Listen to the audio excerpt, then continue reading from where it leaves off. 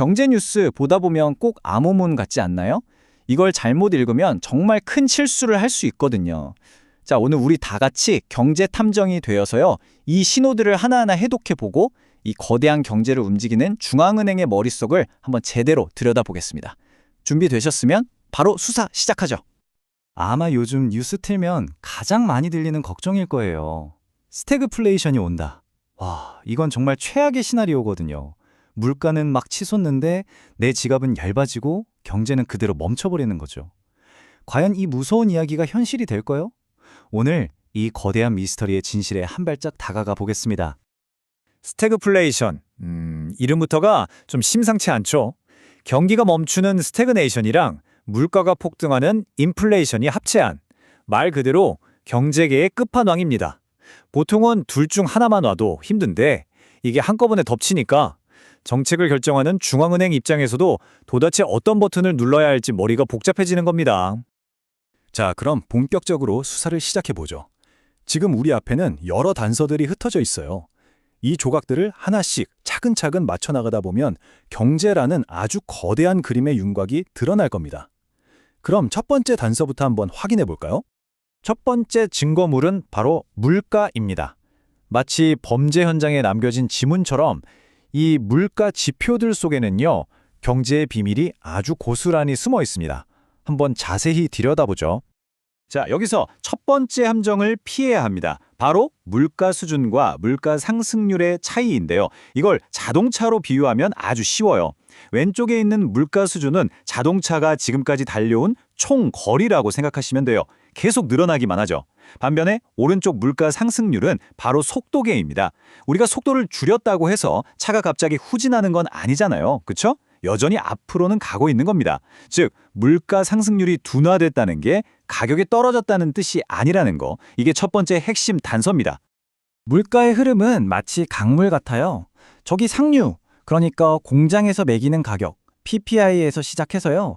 중류인 마트에서 우리가 직접 내는 가격, CPI를 거쳐서 최종적으로 하류에 있는 중앙은행이 판단 기준으로 삼는 PCE로 흘러가는 거죠. 이 흐름을 잘 따라가면 물가가 앞으로 어디로 향할지 예측해 볼 수 있습니다. 그리고 이 흐름에는 아주 중요한 시간 차이가 있어요. 바로 약 2달. 공장에서 자, 이제 이 가격에 팔겠습니다 라고 정한 PPI가 우리 동네 마트 물가인 CPI에 반영되기까지 보통 이 정도 시간이 걸린다는 거죠. 이건 마치 미래를 살짝 엿볼 수 있는 일종의 예고편 같은 겁니다. 그럼 CPI랑 PC, 이 둘 중에 우린 뭘 더 중요하게 봐야 할까요? 이 표를 보면 답이 딱 나옵니다. CPI는 발표가 빨라서 언론에서 막 떠들썩하게 다루긴 하는데요.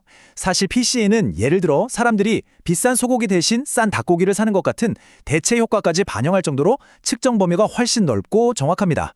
다시 말해, 미국인들의 실제 소비 습관을 더 잘 보여준다는 거죠. 그렇기 때문에 미국 중앙은행, 즉 연준의 진짜 관심사는 바로 이 PCE입니다. 언론이 아무리 CPI 가지고 뭐라고 떠들어도 연준이 금리를 올릴지 내릴지 결정할 때 보는 최종 성적표는 바로 PCE라는 거죠. 연준의 생각을 읽고 싶다면 우리의 시선도 바로 이 PCE에 고정해야 합니다. 보통 우리가 뉴스 헤드라인에서 보는 물가 지표는 바로 이 헤드라인 물가입니다. 여기 차트에서 보시는 것처럼요, 우리가 장바구니에 담는 모든 것, 그러니까 식료품이나 기름값까지 전부 포함한 말 그대로 종합선물 세트 같은 지표라고 할 수 있죠. 하지만 진짜 탐정은 겉으로 드러난 것만 보지 않죠. 중앙은행은 여기서 변덕이 아주 심한 두 가지, 그러니까 날씨나 국제 정세에 따라 널뛰게 하는 식료품이랑 에너지 가격을 싹 걷어냅니다. 지금 이 슬라이드처럼 말이죠. 이렇게 군더더기를 빼고 남은 이 근원 물가를 봐야만 경제의 진짜 기초 체력을 알 수 있기 때문이에요. 좋습니다. 자, 물가라는 첫 번째 증거물 분석을 마쳤습니다. 이제 사건 현장에 남은 두 번째 핵심 증거, 바로 고용시장을 살펴볼 차례입니다. 고용시장을 분석할 때는요, 아주 이상한 규칙 하나를 기억해야 합니다. 바로 나쁜 소식이 좋은 소식이라는 이 역설적인 말이죠. 아니, 실업자가 늘어나는 게 어떻게 좋은 소식이 될 수 있다는 걸까요? 한번 파헤쳐 보겠습니다. 바로 이런 원리입니다.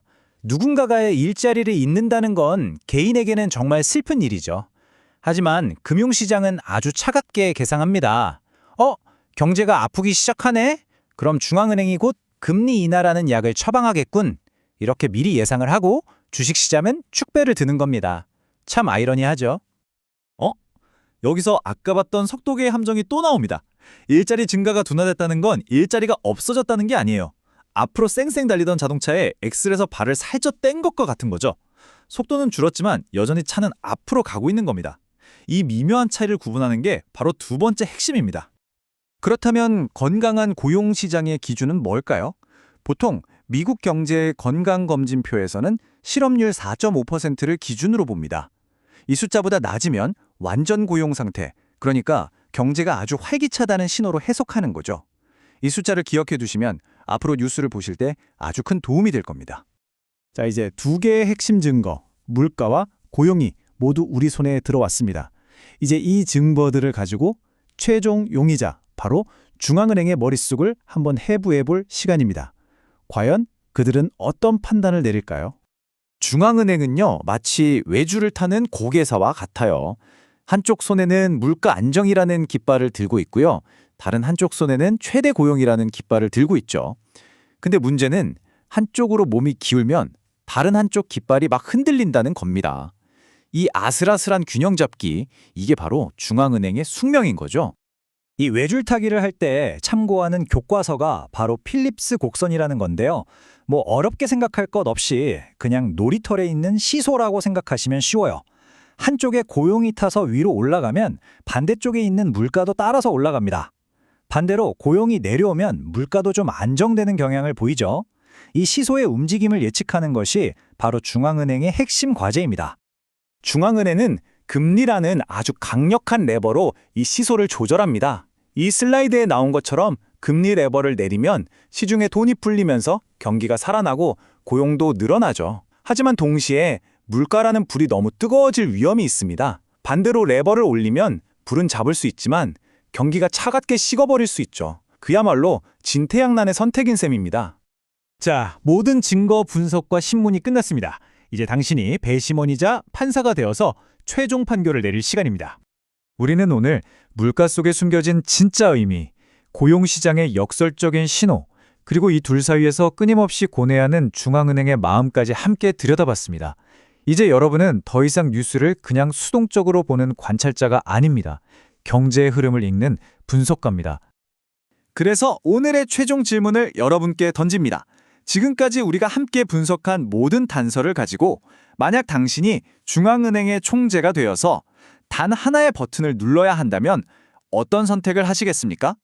금리 인하, 동결 혹은 인상. 여러분의 그 결정에 수많은 사람들의 미래가 달려 있습니다.